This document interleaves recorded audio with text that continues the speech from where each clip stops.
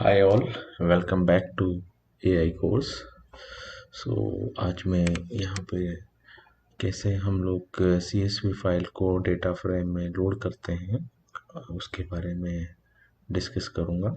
ठीक है, तो सबसे पहले मैं आपको CSV फाइल के बारे में बता दूँ। जो CSV फाइल होती है वो कॉमा सेपरेटेड फाइल होती है। जैसे अगर आप देखोगे ये आपका एक CSV फाइल है। ठीक है, तो अभी तो ये हमारा एक एक्सेल में ओपन हुआ है। आपको पता है एक्सेल में एक का किसी का फॉर्मेट डॉट CSV होता है जब आप सेव करते हो, और किसी का ये एक्सेल होता है। ठीक है, तो मेनली CSV फाइल होती है। अगर आप यही सेम फाइल आप नोटपैड पे ओपन करोगे तो आप यहाँ देख लेना, ये जो फाइल है ये कॉमा सेपरेटेड फाइल होती है। ठीक है, इसको इसलिए हम CSV फाइल बोलते हैं।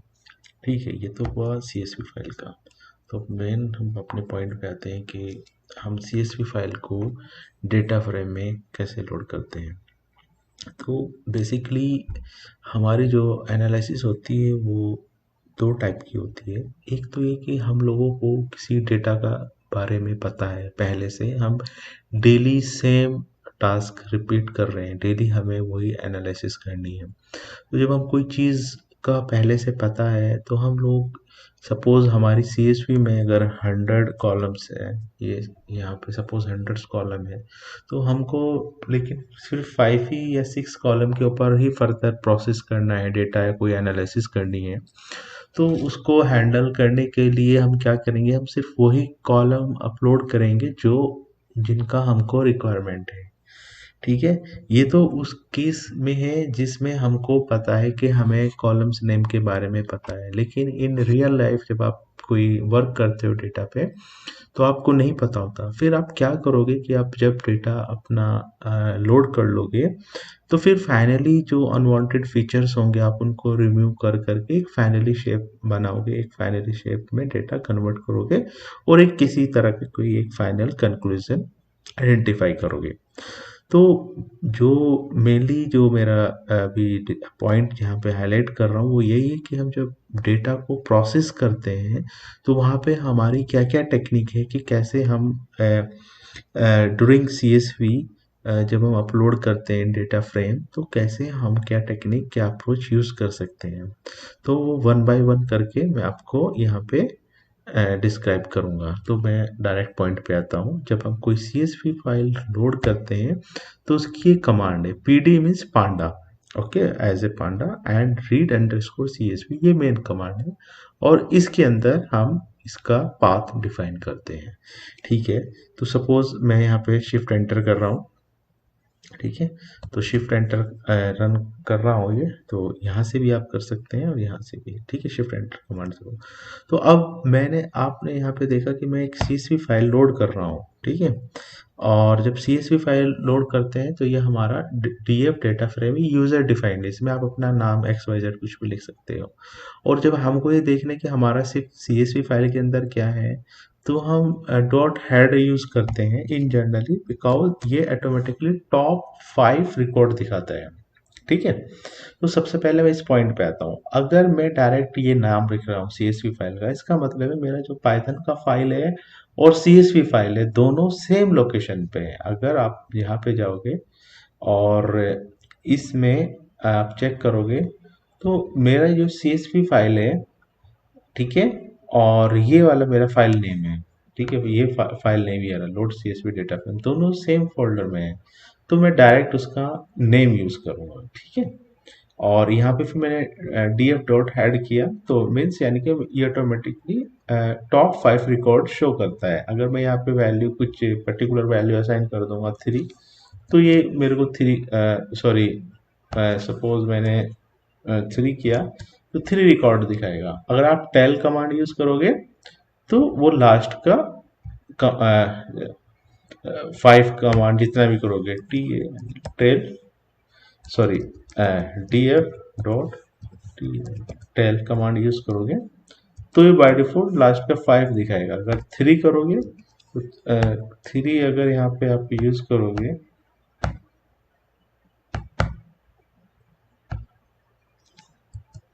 और यहाँ पे टेल है, सपोज आपने 3 लिखा तो 3 आएगा। और अगर आपने कोई भी नंबर डाला 10 डाला तो 10 शो करेगा, ठीक है। तो सपोज आपने 10 डाला 10, तो ये तो जनरली कमांड है ये सब, तो इतना इशू नहीं है, ठीक है। तो अभी मैंने यहाँ पे डायरेक्ट इसका नेम मेंशन किया क्योंकि ये दोनों सेम फोल्डर में। सपोज अगर मेरा जो फाइल है वो किसी डिफरेंट फोल्डर में हो तो मेरे को उसको पूरा पाथ देना पड़ेगा। फॉर एग्जांपल मेरा फाइल का जो लोकेशन है, ठीक है, वो यहाँ पे है इस फोल्डर में। तो इसको मेरे को एक्सेस करने के दो मेथड है। अगर मेरा जो वर्किंग पाइथन फाइल है जिस पे मैं काम कर रहा हूँ और जो मेरा फाइल का पाथ है वो दोनों एक सेम डायरेक्टरी में है तो डायरेक्ट नेम मेंशन करूंगा। लेकिन अगर पाइथन फाइल है और उस डायरेक्टरी के अंदर दूसरी डायरेक्टरी में मेरी जो ये फाइल नेम अवेलेबल है तो मैं सिर्फ डायरेक्ट पूरा पाथ ना देके पूरा इतना पाथ भी दे सकता हूँ, सिर्फ ये वाला फोल्डर इतना, और पूरा पाथ भी दे सकता हूँ, मेरी मर्जी है, ठीक है। आप दोनों में एक्सेस हो जाएगा, ठीक है। वो बाय डिफॉल्ट अगर आप देखोगे आगे आप देखोगे तो आपको पता चल जाएगा बाय डिफॉल्ट ये वाला जो पाथ है जहाँ पे मेरी पाइथन स्क्रिप्ट रन हो रही तो वो बाय डिफॉल्ट ले लेता है इतना, ठीक है। तो दोनों जितने भी इसके वे है एक्सेस करने के मैं आपको सब बताऊंगा। तो अगर आप यहाँ पे देखो इस फाइल में, तो इस फाइल में यहाँ पे मैं इसको एक्सेस कर रहा हूँ पूरा, मैंने इसका पाथ डाला हुआ है, ठीक है। तो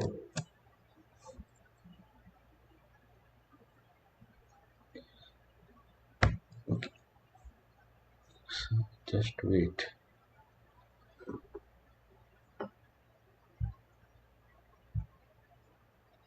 तो मैंने इसका यहाँ पे पूरा पाथ मेंशन किया हुआ है और इसने वही सेम डेटा मेरे को शो किया है, ठीक है।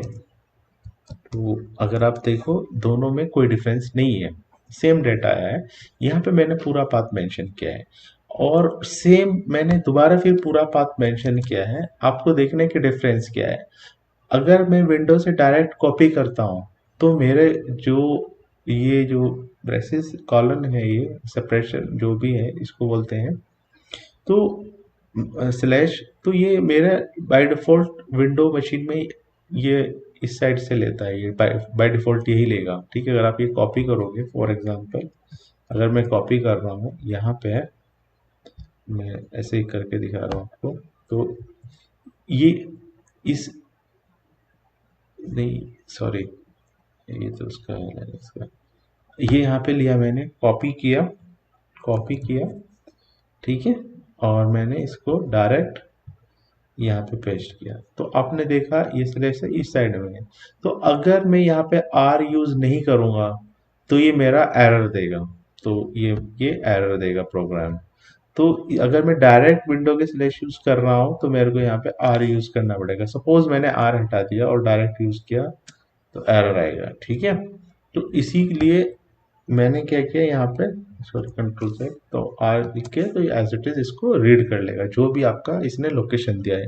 तो यहाँ पे मैंने इसका पूरा पाथ दिया है, ठीक है। मैंने कोई किसी तरह का रेफरेंस नहीं लिया, जस्ट मैं यहाँ पे गया, कॉपी किया और वो यहाँ पे पेस्ट किया और प्लस उस फाइल का इस फोल्डर के अंदर जो नाम है वो वहाँ पे मेंशन कर दिया। तो आप अगर आप देखोगे ये फाइल है, ये यहाँ पे अवेलेबल है, ठीक है, और प्लस ये पाथ दिया मैंने, ठीक है। अगर मेरे को ऐसे डालना है, इन जनरल ये लाइनक्स वगैरह में ये बाय डिफॉल्ट ये लेता है, तो इसमें भी बाय यही लेता है, तो इसमें मेरे को यहाँ पे आर मेंशन नहीं करना है, ये डायरेक्ट इस पाथ को पिक कर लेगा, ठीक है। तो ये जस्ट ये दोनों में डिफरेंस है, ये थोड़ा आप हमेशा माइंड में रखना। सेकंड, तो एक तो मेरा डायरेक्ट आ गया, अगर मेरा सेम मेरा फाइल है सपोज एक ही फोल्डर में है तो मैंने ये एक्सेस किया तो मैंने इस फाइल को क्या किया, मैंने दूसरे फोल्डर में कॉपी कर दिया, यहाँ पे कॉपी कर दिया इस फोल्डर में। तो इस फोल्डर में मैंने कॉपी किया, तो तो मैंने कैसे कैसे एक्सेस किया, पहले मैंने ऐसे एक्सेस किया डायरेक्ट विंडो का जो भी पाथ था वो यूज किया, उससे पहले आर लगाया, दूसरे मैंने आर को हटाया, ये जो स्लैश है इसका पोजीशन चेंज कर दिया, ठीक है। अब थर्ड क्या आया, थर्ड आया आपने देखा होगा रिटेल डेटा सेट, यानी कि ये फोल्डर का नाम है। तो सिर्फ अगर मैं ये फोल्डर का नाम मेंशन कर दूंगा और उसके अंदर फाइल का नाम लिख दूंगा, तो वो क्या करेगा, वो उसको भी रीड कर लेगा। ठीक है, मैंने बताया कि अगर पाइथन के जहाँ भी स्क्रिप्ट है वो उस डायरेक्टरी के जस्ट अंदर दूसरी डायरेक्टरी है, जैसे ये है, इसके अंदर कोई कितनी भी डायरेक्टरी बना लो तो आपको जो पाथ है वो यहाँ से देना पड़ेगा। ठीक है, तो वो भी उसको रीड कर लेगा। ठीक है, तो ये तो आपका आ गया कि कैसे हम फाइल को रीड करते हैं। नेक्स्ट आया कि इंडेक्स कॉलम क्या होता है। यानी कि आपको पता है कि आप किसी भी कोई चीज यूज करते हैं जनरली, तो एक इंडेक्स वैल्यू होती है। ठीक है, जनरली वो यूनिक वैल्यू रखते हैं। ऐसा कोई थंब रूल नहीं है, लेकिन in general for easy understanding के लिए, तो वो सपोज यहाँ पे कस्टमर आईडी है जो यूनिक वैल्यू है, तो आपको अगर पता है पहले से, आप जब आप एनालिसिस कर रहे हैं कि मेरे को अपना इंडेक्स क्या रखना है, ठीक है, तो मैंने यहाँ कस्टमर आईडी रखा, आप कुछ और ले सकते हैं like invoice number what ever. तो यहाँ पे मैंने कस्टमर आईडी रखा। तो ये प्रोसेस अगर आप देखो, मैं फाइल को लोड कर रहा हूँ। ठीक है, मैं फाइल को यहाँ पे लोड कर रहा हूँ और ड्यूरिंग मेरा जब लोड कर रहा हूँ तो मेरे को पता है कि मेरे को कस्टमर आईडी क्या रखना है। वो ये इसमें कंफ्यूज मत होना, ये उन लोगों के लिए जिन्हें ऑलरेडी सेम टाइप के एनालिसिस करने को पहले से पता है। ठीक है, अदरवाइज अगर मेरी ये सीएसवी फाइल है, मैं आपसे पूछ लूंगी सीएसवी फाइल में कौन कौन से कॉलम्स हैं, मैं आपको थोड़ा ही पता है जब तक आप उसको कॉलम्स को ओपन नहीं करोगे। ठीक है, और एक, ठीक है, तो मैंने इसको यहाँ पे मेरा ये इंडेक्स बन गया। ठीक है, सेकंड आया यूज कॉलम्स। तो यूज कॉलम्स क्या होता है, एक बार मैं थोड़ा इसके बारे में बता दूं। Suppose we may no need to all the features. So अगर हमको डेटा है, हमारे डेटा में सपोज 200 कॉलम है, लेकिन हमको एनालिसिस है वो कुछ ही कॉलम्स के ऊपर करनी है और हमको उन कॉलम्स के नेम का पता है, तो हम क्या करेंगे, वो पहले वही कॉलम्स मेंशन कर देंगे कि मेरे को सिर्फ यही कॉलम्स चाहिए, बाकी नहीं चाहिए। तो वो लोड वही कॉलम करेगा। तो अगर आप देखो यहाँ पे आपका अननेम था, इनवॉइस, स्टॉक, डिस्क्रिप्शन, ये कॉलम थे। अब यहाँ पे हमने सिर्फ कौन कौन से रखे, कस्टमर आईडी रखा है। ठीक है, कस्टमर आईडी ये रहा आपका, क्वालिटी रखा है, क्वालिटी आ गया, इनवॉइस डेट, यूनिट प्राइस और कंट्री। तो हमारे जो भी हमको सेलेक्ट करना है वो हम कॉलम एक लिस्ट में सेलेक्ट कर लेंगे। मैं लिस्ट के बारे में ऑलरेडी सब कुछ बता चुका हूँ लास्ट लेक्चर में। ठीक है, तो यहाँ पे मैंने ये कॉलम से, तो यहाँ पे आप ये यूजर डिफाइंड नेम है, कंफ्यूज मत होना, इन जनरल ऐसे ही नेम्स रखते हैं जिससे आप इजीली अंडरस्टैंड कर सको।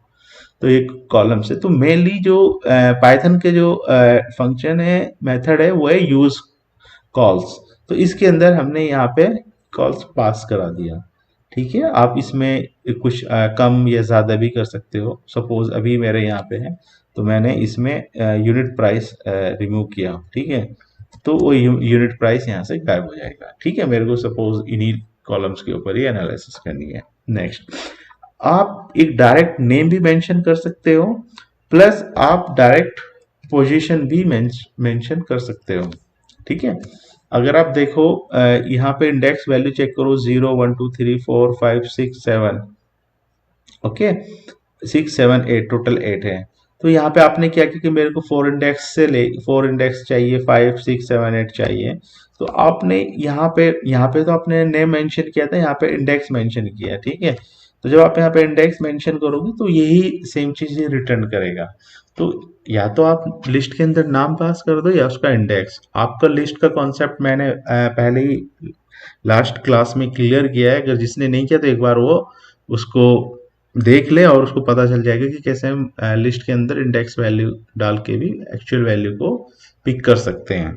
ठीक है, तो ये यहाँ तक का क्लियर हो गया कि कैसे हम जब अपना डेटा लोड करते हैं तो हम कोई भी स्पेसिफिक सेट ऑफ कॉलम है वो सिलेक्ट कर लेते हैं और उसको ही लोड करते हैं फर्दर एनालिसिस के लिए। ठीक है, थैंक यू। नेक्स्ट आया हमारा डी टाइप। डी टाइप होता है क्या है, आपका डेटा टाइप्स होता है कि उसका टाइप्स क्या है। तो यहाँ पे अगर आप चेक करोगे तो हर कॉलम का कुछ ना कुछ डेटा टाइप्स होगा। सबका क्या है, इंट है, ऑब्जेक्ट है, फ्लॉट है।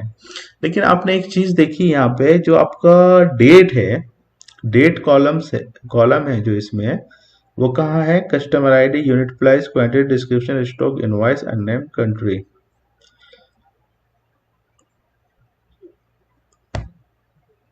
Description stock invoice date, invoice date ना, सॉरी इनवॉइस डेट ये रहा। तो इसका टाइप ही ऑब्जेक्ट है। एक्चुअल में इसका जो टाइप है वो आपको डेट चाहिए था, ठीक है। तो अगर हमारा टाइप डिफरेंट रहेगा तो हम उसको फर्दर एज ए मतलब नॉर्मल स्ट्रिंग ही वो पढ़ेगा। यहाँ पे इसको इनवॉइस डेट को एज ए स्ट्रिंग लेगा, डेट नहीं लेगा। तो आपको क्या करना है कि आपको पता है कि आपके पास एक कॉलम है जिसका नाम इनवॉइस डेट है, तो उसका जो टाइप है वो डेट ही चाहना है आपको, तो डेट ही होना चाहिए, तभी तो आप डेट के ऊपर एनालिसिस करोगे। अगर डेट एज ए स्ट्रिंग है तो आप उसकी जगह ए या बी सी डी कुछ भी लिख लो, उससे कोई आपका मेन कुछ नहीं होगा जब तक वो उसका सेम उस फॉर्मेट में कन्वर्ट नहीं होगा, ठीक है।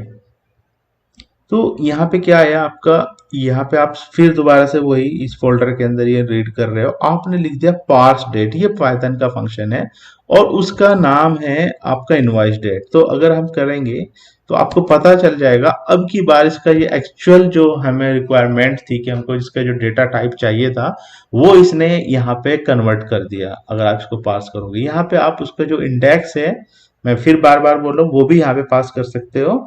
तो उसी को ऑटोमेटिकली यहाँ पे उसको कन्वर्ट कर देगा, जैसे यहाँ पे किया था। अगर डेट का इंडेक्स जो भी होगा यहाँ पे तो आप उसको पास कर सकते हो 0 1 2 3 4 5। अगर आप यहाँ पे क्या करो, इनवाइस डेट की जगह फॉर एग्जाम्पल आपने 5 इन पास किया, तो यहाँ पे फिर देखो वही आ गया, आपने 5 किया ना क्योंकि 5 पोजीशन पे था, तो यहाँ पे वो डेटा इसका जो डेटा टाइप है ये डेट टाइम आ गया, ठीक है। अब ये स्ट्रिंग नहीं है, अब डेट आ गया एक्चुअल में, ठीक है। एक चीज होती है आपकी शेप, आपको पता है कि आपका कोई भी डेटा है उसमें कितने रोज कॉलम, उसका साइज क्या है, मतलब साइज नॉट इन एमबी, एक टोटल जब आप एनालिसिस करते हो तो भाई कितनी रो है कितने कॉलम, रो पहले आता है कॉलम बाद में आता है। तो इसमें हमारे डेटा सेट में 200 रोज है और 9 कॉलम्स है। तो जो शेप कमांड होती है बेसिकली उसकी शेप ही आइडेंटिफाई करने के लिए होती है, ठीक है।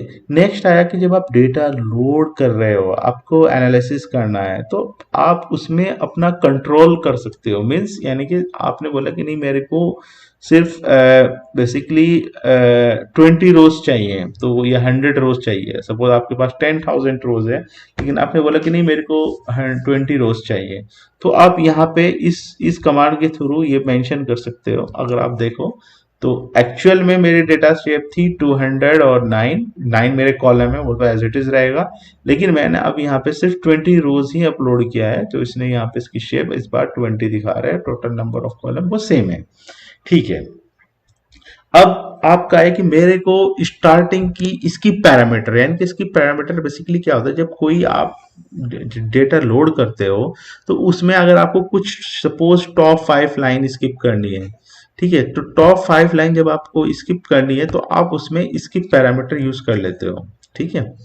तो इसके 5 मीन्स यानी कि स्किप द टॉप 5 लाइन, यहाँ पे आप कोई भी नंबर डाल सकते हो, या फिर आपको कोई स्पेसिफिक सेट ऑफ लाइन, इस मतलब स्पेसिफिक लाइंस आपको डिलीट स्किप करनी है, यानी कि फर्स्ट पोजीशन की लाइन, लाइन्स मीन सॉरी रोज की बात कर रहा हूँ मैं, ठीक है। रोज यानी कि ये वाली, ये जो पूरी है एक रो सेकंड रो, तो मैं इसको लाइन बोल रहा हूँ, कंफ्यूज मत होना, ठीक है। तो आपको suppose first row third row 9 rows ऐसे कुछ स्पेसिफिक कोई डिलीट करनी है, सॉरी स्किप करनी है, तो यहाँ पे आप उस चीज को स्किप कर सकते हो। यहाँ पे मैं इसने क्या किया, यहाँ पे हमने टॉप 5 की, और यहाँ पे हम लोग क्या कर रहे हैं, एक 5th नंबर की कर रहे हैं, एक 7th नंबर की कर रहे हैं, ठीक है। तो ऐसे आप अब ड्यूरिंग लोड आप अपनी जो भी है कुछ कमांड यूज कर सकते हो जिससे आपका डेटा कम लोड होगा आपकी रिक्वायरमेंट के अकॉर्डिंग। एक हेडर कमांड, हेडर बेसिकली क्या होता है आपका, जो ये है जो आपकी ये है, ये हेडर है, ये जो इसको आप हम कॉलम्स नेम भी बोलते हैं। तो हेडर्स बाय डिफॉल्ट अगर आप देखो ये सीएसवी फाइल है आपका, तो इसमें सीएसवी फाइल तो एक्चुअली यहाँ से स्टार्ट हो रहा है, लेकिन इसकी जो फर्स्ट लाइन है, जो फर्स्ट रो है, तो क्या करता है data frame by default header 0 लेता है, यानी कि इसको मानता है कि ये इसके कॉलम्स नेम है, ठीक है, इसके अंदर इनकी वैल्यूज हैं। तो बाय डिफॉल्ट अगर आप हेडर इज इक्वल 0 डालोगे या नहीं भी डालोगे, डायरेक्ट सीएसवी लोड करोगे, तो वो इसको हेडर काउंट करेगा। तो इसका यहाँ पे आपको अच्छे से क्लियर हो जाएगा। अब अगर आप देखो मैं डायरेक्ट एक सीएसवी फाइल ही लोड कर रहा हूँ बार बार, तो यहाँ पे इसका हेडर ये यहाँ पे मेंशन ऑटोमेटिकली बाय डिफॉल्ट ले रहा है। या मैं अगर हेडर इज इक्वल 0 डाल दूं तो अभी मेरा सेम आउटपुट आएगा। ठीक है, तो थोड़ा इसका थोड़ा सा थ्योरी भी देख लेते हैं। Usually most of the cases first row in the CSV file include the column name. Okay, जो मैंने आपको बताया कि इन जनरल ये कॉलम्स नेम होता है। ठीक है, क्योंकि मेरा बाय डिफॉल्ट हेडर 0 होता है। अगर मैंने हेडर को 0 डाल दिया या नहीं कुछ मेंशन नहीं किया, दोनों केस में इसमें और इसमें सेम आउटपुट आएगा। लेकिन अगर मैंने हेडर नन डाल दिया तो क्या होगा, अगर मेरा हेडर नन हुआ तो मेरा जो ये फर्स्ट ये जो हेडर है ये नीचे खिसक जाएगा और रो में आ जाएगा, यहाँ पे कुछ भी नंबर आ जाएगा। अभी मैं दिखाता हूँ आपको। मैंने हेडर नन कर दिया कि मेरे को हेडर नन नहीं चाहिए। अब आप देखिएगा ये जो फर्स्ट रो था मेरा एक्चुअल में तो ये यहाँ पे आ गया, ये डेटा के अंदर आ गया। ठीक है, तो ये आपका हेडर्स भी क्लियर हो गया कि हेडर्स रखना है या नहीं रखना है, जो भी आपको, तो ये क्लियर हो गया सॉरी। तो नेक्स्ट आया नेम्स। नेम्स क्या है कि सपोज आपके पास में डेटा सेट है ये, और आपको लगा कि यार मेरे को ये नेम नहीं रखने हैं, मेरे को दूसरे नेम रखने हैं कि ये गलत है या जो भी एक्स वाई जेड। तो आपने क्या किया, पहले अपना डेटा, सॉरी ये तो मैं आपको दिखा रहा हूँ, ये आपका डेटा है। ठीक है, इसके नेम चेंज करने हैं। तो आपने क्या किया, यहाँ पे एक अपनी जो नेम रखने थे उसकी लिस्ट बनाई, और जब आप डेटा को लोड कर रहे हो नेम्स की जगह ये जो आपने लिस्ट बनाई थी इसको पास यहाँ पे करा दिया। ठीक है, पहले आपने इसको एग्जीक्यूट किया, जब इसको किया तो यहाँ पे आप देखो इसका सब कुछ नेम्स वगैरह चेंज हो गया। ठीक है, यहाँ पे देख लो, यहाँ पे देख लो। ठीक है, क्योंकि हाँ, और ये नेम यहाँ नीचे आपका आ गया। ठीक है, क्यों आ गया नीचे, वो इसलिए आ गया क्योंकि मेरा हेडर पहले अगर होता 0 तो बाय डिफॉल्ट लेता, अब मेरा नन है या कोई वैल्यू मैंने डाल दी तो ये नीचे शिफ्ट हो गया। अब क्वेश्चन क्या है इंपॉर्टेंट, कि यहाँ पे तो हेडर की लेंथ है उतनी ही है जितनी टोटल नंबर ऑफ इसमें कॉलम थे। ठीक है, लेकिन आपने क्या करा, हेडर्स में जो पूरी सब कॉलम नहीं डाले, मतलब उनके रिप्लेसमेंट में जो नाम डाल रहे थे सब नहीं डाले, वो कुछ हटा दिया आपने। आपने यहाँ पे 2 हटा दिया। तो ये क्या करेगा, जो शुरू की वैल्यू होगी, अब आप देखो इसमें यहाँ पे आपका जो एक तरह से ये वैल्यू चेंज हो रही है। ठीक है, पहले अगर आप देखो यहां से शुरू हो रहा था A B C D whatever जो भी था, आपके नेम थे जो, तो वो यहां से शुरू हो रहे थे। अब ये दो अगर आपके कम है तो ये दोनों आपके क्या बन गए, एज ए इनवाइस बन गया, सॉरी इंडेक्स बन गया, सॉरी इंडेक्स बन गया। ठीक है, तो अगर आप जितने कम रखोगे तो इधर तो सेम रहेगा, इस साइड वाले ये इनवाइस बनते चलेगी। सपोज मैंने जी भी हटा दिया, अगर मैंने जी भी हटा दिया तो अब की बार ये भी मेरा इंडेक्स बन जाएगा।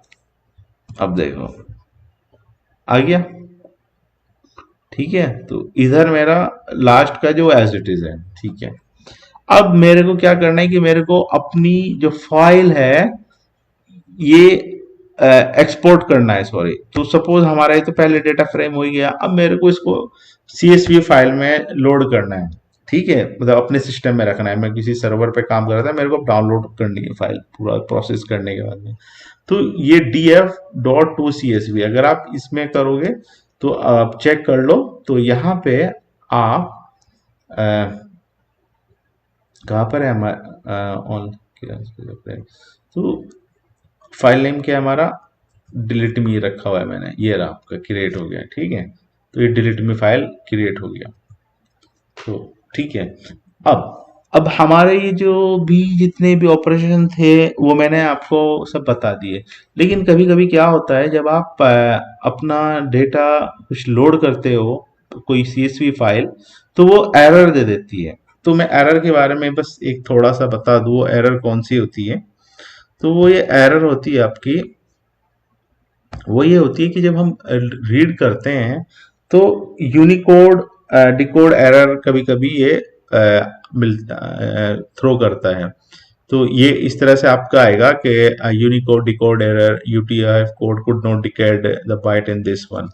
तो ऐसे करके एरर थ्रो करता है। तो उसका जो सॉल्यूशन है वो क्या है, या तो आप पाइथन इंजन, जब आपने पाइथन पांडा एज कर लिया, यहाँ पे आप लोड कर रहे हो, ठीक है, ये फाइल नेम है आपका X Y Z whatever, आपने या तो इंजन पाइथन मेंशन करो, या सेकंड क्या है आपका, सेम वही फाइल नेम है, या इनकोडिंग UTF-8 यूज करो, या इनकोडिंग इसकी जगह ये वाला यूज करो, या फिर ये वाला यूज करो। तो कभी कभी क्या होता है कि हमारी जो फाइल होती है जब हम लोड करते हैं तो वो एरर दे देता है।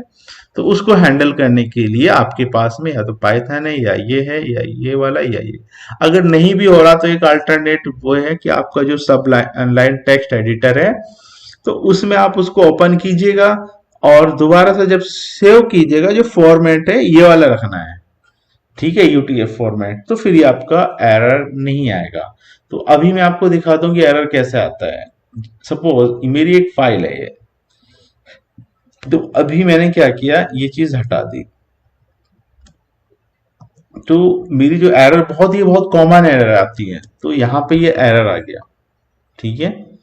तो अब मेरे को आप लोगों की चीज पता चलेगी, बहुत लोगों को ये चीज पता ही नहीं होती और वो बार बार गूगल करते रहते हैं, लेकिन आपको मैंने फर्स्ट टाइम ही बता दिया।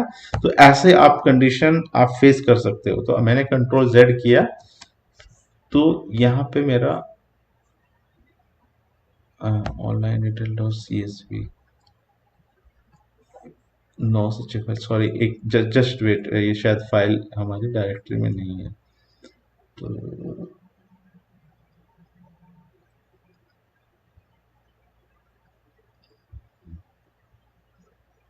Sorry just wait, online class जितनी, सो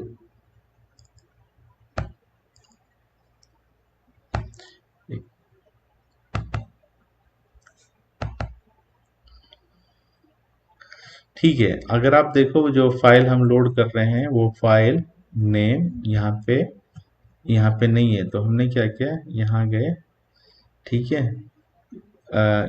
तो हमने क्या किया, चलो उसको क्या करते हैं, यहाँ पे हम पाथ ही दे देते हैं ना, तो पाथ ही दे देंगे हम। तो ये क्या किया हमने, कॉपी किया पाथ, ठीक है, कंट्रोल सी, और यहाँ पे मेंशन कर दिया, कंट्रोल वी, और ये सेलेक्ट लगा दिया। तो अब ये फाइल हमारी यहाँ पे ये लोड हो रही है, ठीक है, काफी बड़ी फाइल है।